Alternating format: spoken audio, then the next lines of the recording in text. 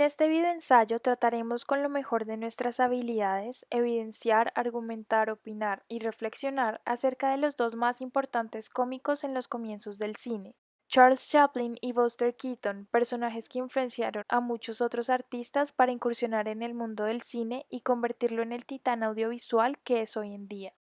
Buscaremos las diferencias y similitudes entre ambos en su trabajo tanto como directores, actores, guionistas y exponentes en la comedia en el cine.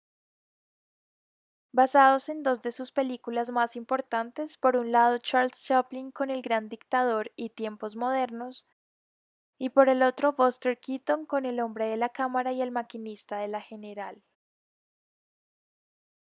Primero que todo, tiene que haber un contexto histórico antes de entrar en materia. Eran los comienzos del siglo XX, la primera revolución industrial y la Primera Guerra Mundial. Hicieron que el mundo cambiara muy rápidamente en poco tiempo. Fue una época de confusión y odio en el mundo. En este espacio temporal es cuando nuestro primer personaje aparece en el panorama. Charles Chaplin, que al principio de su carrera como artista interpretaba un mimo, debutando con la obra teatral El partido de fútbol. Empezó a acercarse más y más al mundo del cine, que cada vez iba tomando más fuerza con el pasar de los años, y debido a que el cine en esa época era completamente mudo, le cayó como anillo al dedo. Su primer film tuvo lugar en 1914 llamado Haciendo por la vida, el mismo año en que estalló la Primera Guerra Mundial, creando un personaje que es tan reconocible como la M de McDonald's, el vagabundo. Pero antes de continuar con Chaplin, hablemos un poco de Keaton. Desde muy pequeño estuvo involucrado en el entretenimiento, específicamente familiar. En 1917 decide vivir solo en Nueva York y rápidamente consigue un contrato con el Passing Show de los hermanos Schubert. Pero antes de empezar con los ensayos se topa con el actor holandés Lou Anger, quien dirigía los estudios Comic Film Corporation, y ahí fue cuando su carrera como actor de cine empezó. Cabe resaltar que Keaton tuvo que servir al ejército durante la Primera Guerra Mundial, lo que hizo que perdiera parcialmente la audición por un oído. Keaton también crea un personaje con una estampa muy particular, y es el de la inexpresividad, llamado cara de palo. Este personaje se caracteriza por su falta de emociones frente a situaciones de alto riesgo o de adversidad. Ahora que ya hicimos una pequeña introducción a cada uno de estos personajes, vamos a analizar y compararlos basándonos en los films previamente mencionados. Primero que todo, una de las grandes diferencias entre Cara de Palo y El Vagabundo es lo opuestos que son el uno al otro. El mimo que necesita su rostro para exteriorizar emociones y el joven que no se inmuta con nada, pero que tienen algo en común, el humor y el cine mudo. Ambos actores usan gags a lo largo de sus películas para que la esencia de comedia esté constantemente presente. Esto se puede evidenciar cuando Chaplin en El Gran Dictador se resbala constantemente y Keaton en El Hombre de la Cámara rompe la ventana de la oficina. Aquí mostraremos características de cada actor. Produjo, dirigió, escribió e incluso compuso en ambas películas. Al empezar a usar diálogo en sus películas, empieza a verse necesario el uso de un guión. Trata de problemáticas muy generales y actuales en el momento de la realización de los films. En estos casos, el ascenso de Hitler al poder y la industrialización del mundo. Ridiculiza y parodia a la sociedad. En ambas películas se evidencia una contradicción frente a las máquinas.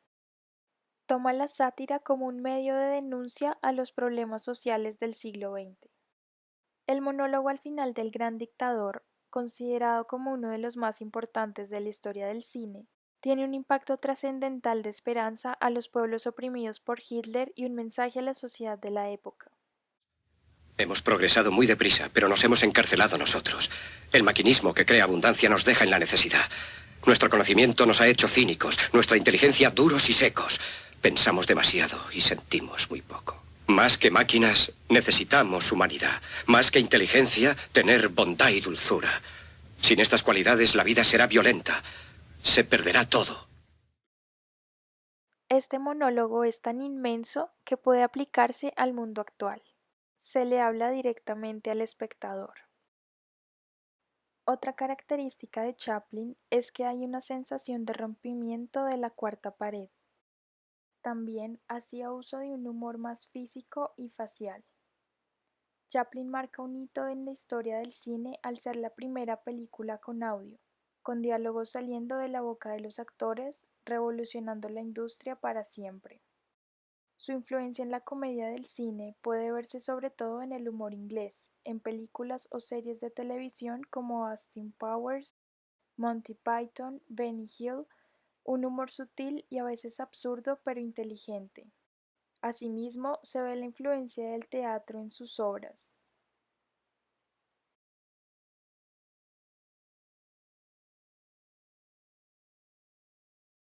Buster Keaton usa un humor frenético. Ambos personajes en sus películas son desahuciados. El uso de efectos prácticos, como por ejemplo en la explosión del puente en El maquinista de la General. Era dotado para las acrobacias, así que todo lo hacía él. Son historias simples, a pesar de que son influyentes desde el punto de vista histórico y técnico, no habla más allá de lo que pasa en la pantalla.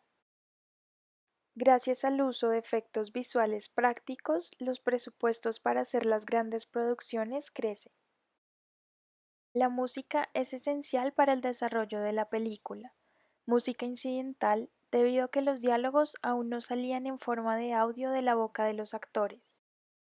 En ambos films el objetivo es ganarse a la chica. Él no parodia, sino que muestra situaciones de gente trabajadora en un contexto social determinado. Como pudimos ver, ambos actores marcaron un hito en la historia del cine, transformándolo por completo de lo que era un simple medio de representación de la realidad o un espejo de la realidad a un medio de comunicación masivo con dotes para poder hablarle a la sociedad directamente, como en el caso de Chaplin en El Gran Dictador, mejorando y puliendo de alguna manera el trabajo de Georges Méliès, retomando lo que ya estaba hecho y convertirlo en algo nuevo y revolucionario, no solo un medio de entretenimiento. A pesar de que el cine en esa época fuese mudo, podía transmitir muchas emociones al espectador.